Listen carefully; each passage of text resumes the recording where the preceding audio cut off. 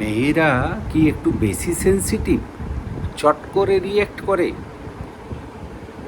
আমরা দেখেছি একটু কথা কাটাকাটি হলে সে ব্যাগ গুছিয়ে রওনা দিয়ে দিল তার বাপের বাড়ি।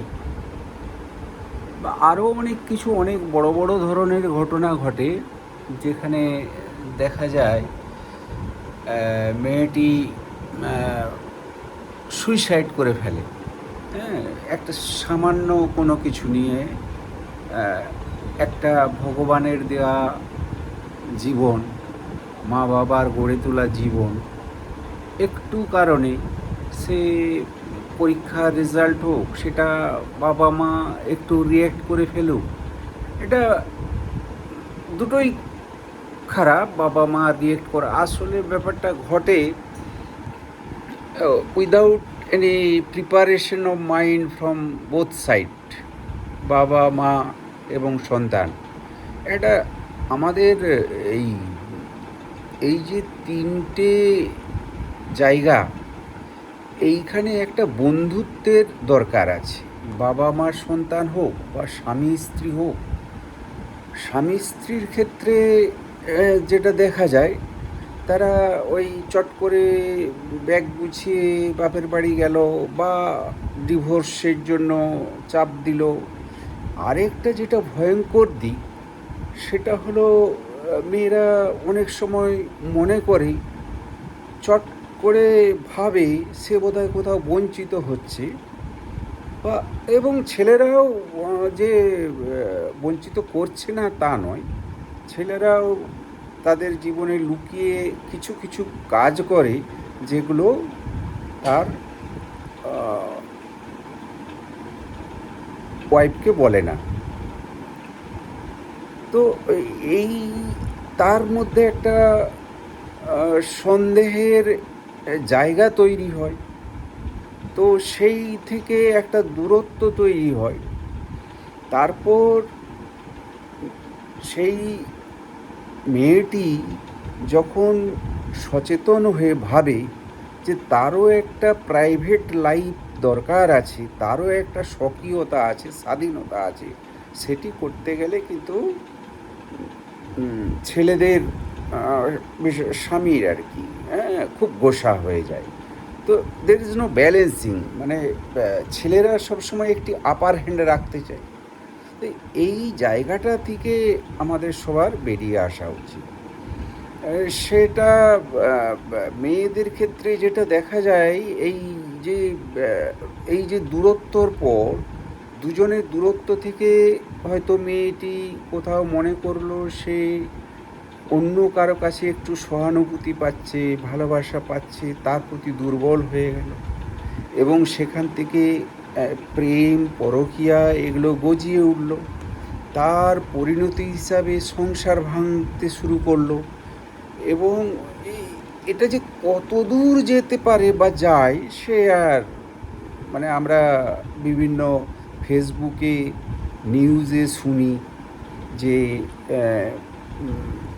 একটি মেয়ে এই সম্প্রতি খড়গপুরে সুইসাইড করলো না কি ঘটলো, ছেলেটি বেঁচে গেল, দুজনেই নাকি সুইসাইড করলো। এটা পরকীয়ার ঘটনা। তো এই আসলে আমাদের মেয়েদেরকে একটু মানে বুঝতে হবে, ছেলেদেরকে তার মাইন্ডকে রিডিং করতে হবে। আর মেয়েদেরকে যেটা করা দরকার, তার নিজের মধ্যে একটা কন্ট্রোল মিন্স কি, এরকম নয় যে স্বামীর অন্যায়কে প্রশ্রয় দেওয়া। হ্যাঁ, সে যদি মনে করে, তাহলে সে সরাসরি তার সঙ্গে কথা বলতে পারে। এবং যদি দেখা যায় যে তার সে কথা বলেও তার সন্দেহ কাটছে না, সন্দেহের জায়গা রয়ে যাচ্ছে, সেক্ষেত্রে আমার মনে হয় যে যদি মনে হয় যে মানিয়ে না নেওয়ার সম্ভব নয়, তো তাহলে সেক্ষেত্রে তো এখন বর্তমান সময়ে আর সেই যুগ নেই যে স্বামীর ঘরে লাঠিজাটাকে পড়ে থাকা, হ্যাঁ, বছরের উপর বছর। হ্যাঁ, সেই জিনিসটা বদলে গেছে। এখন মেয়েরা স্বাধীন, স্বতন্ত্র সত্তা আছে। তারা কিন্তু অন্যায় মেনে নিতে পারে না এবং মানা উচিতও নয়। দুজন দুজনের কাছে পরিষ্কার হয়ে যাও, যদি পরিষ্কার থাকে সব ওকে। আর এই সন্দেহের জায়গাটাকে পরিত্যাগ করতে হবে, পরিচ্ছন্ন করতে হবে। এইটা দুজনের ক্ষেত্রেই। আর আমি মেয়েদের ক্ষেত্রে বলবো যে চট করে সুইসাইড করে ফেললেন, সেটা ঠিক না। আমাদের আপনার জীবন কিন্তু ভগবানের দেওয়া, মা বাবার দেওয়া, সবাইকে কষ্ট দিয়ে আপনি যেতে পারেন না। আপনার জীবনটা শেষ পর্যন্ত আর একটি ছেলের জন্য আপনি জীবনটিকে নষ্ট করে দেবেন, সেটাও কিন্তু ঠিক না। আপনার একটা স্বাধীন সত্তা আছে, সেটাকে বজায় রেখে আপনি এগিয়ে চলুন। আজকের দিনে কিন্তু কোনো মেয়ের হেরে যাওয়ার জায়গা নেই, সব পারে তারা সাকসেস হওয়ার জন্য। সমস্ত রকম আপনার সে যদি চায় সে একা স্বতন্ত্র থাকবে, তার কোনো বন্ধু আসছে না, সে এখন তো বহু জায়গায় রিসেপশনিস্ট মেয়েদেরকেই রাখি। সম্প্রতি এখানে আমাদের শহরে একটি হসপিটাল খুললো, তার বোধহয় 10-20 জন নতুন যারা এসেছে সবাই মেয়ে। ফলে স্বাবলম্বী হবার যখন জায়গায় এসেছে, তখন আপনাকে নিজেকে সেটা ভাবতে হবে যে আপনি একা নন এবং আপনার পৃথিবীতে বেঁচে থাকার অধিকার আছে, জায়গা আছে। আপনার লড়াই করাটা আপনার একটা কর্তব্য। কেননা সেইটার থেকে আগামী দিনের যে ছেলে মেয়েরা, হ্যাঁ, আপনাকে দেখেই শিখবে। আমরা এভাবেই কিন্তু দেখেছি, এই যারা অতীতের যারা এই ধরনের স্বাক্ষর রেখেছে, নিজের দৃঢ়তাকে বজায় রেখে দাঁড়িয়েছে, এমন বহু নজির আছে।